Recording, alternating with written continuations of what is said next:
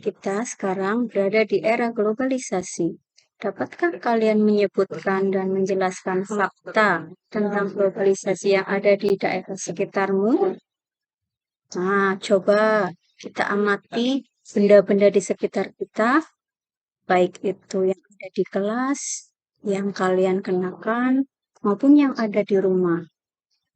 Sebagai contoh, tas yang kalian punya, pakaian yang kalian kenakan, tempat pensil, biasanya tertulis di situ tulisan buatan dari, lebih familiarnya dengan tulisan made in.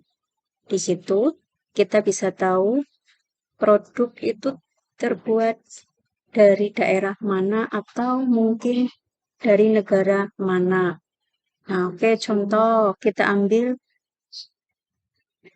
benda sekitar kita yang familiar untuk kita. Salah satunya kotak pensil. Coba dibalik. Biasanya di situ ada tulisan Made in Indonesia. Artinya menunjukkan bahwa produk tersebut merupakan hasil buatan dari negara Indonesia. Selain itu, coba nanti tanya temanmu, orang tuamu, atau gurumu benda-benda yang mereka pakai atau bahkan makanan, minuman yang dikonsumsi. Karena tidak semuanya buatan negara kita. Sebagai contoh, biasanya ada istilahnya tulisan di dalam kemasan made in China, made in Jepang, berarti itu bukan produk dari negara kita.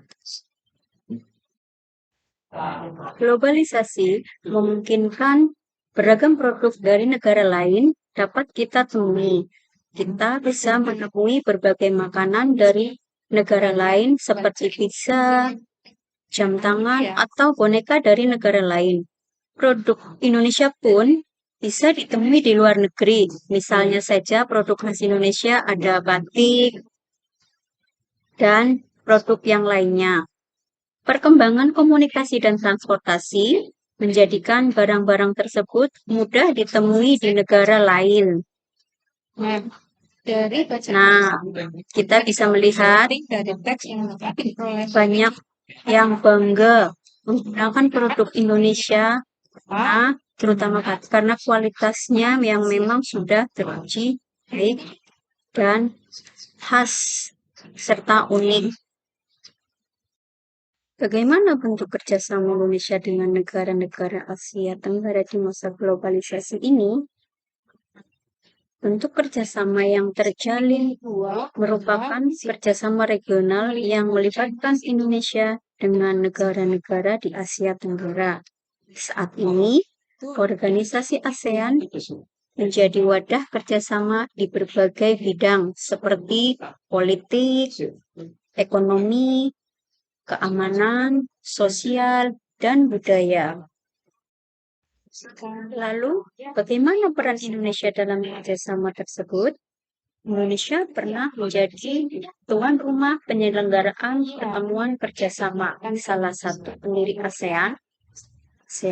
Indonesia pernah memimpin ASEAN dan Indonesia juga serta menciptakan perdamaian di Asia Tenggara.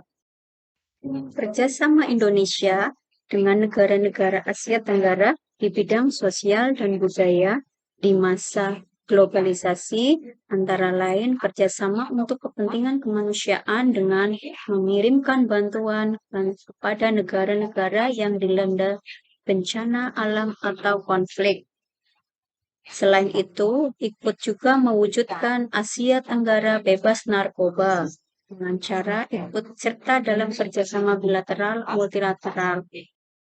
Untuk menunjang pelaksanaan kerjasama Indonesia dengan negara-negara anggota ASEAN di masa globalisasi ini, penemuan-penemuan penting pun sangat berarti memiliki peranan penting di era globalisasi. Tahukah kamu, listrik mempunyai peranan penting di era globalisasi. Bagaimana produksi listrik di era globalisasi ini? Ayo kita diskusikan. Kita sering mendengar bahwa abad 20 merupakan abad globalisasi. Berbagai peristiwa dari berbagai belahan dunia dapat kita saksikan langsung melalui layar televisi pada jam, menit, atau bahkan detik yang sama.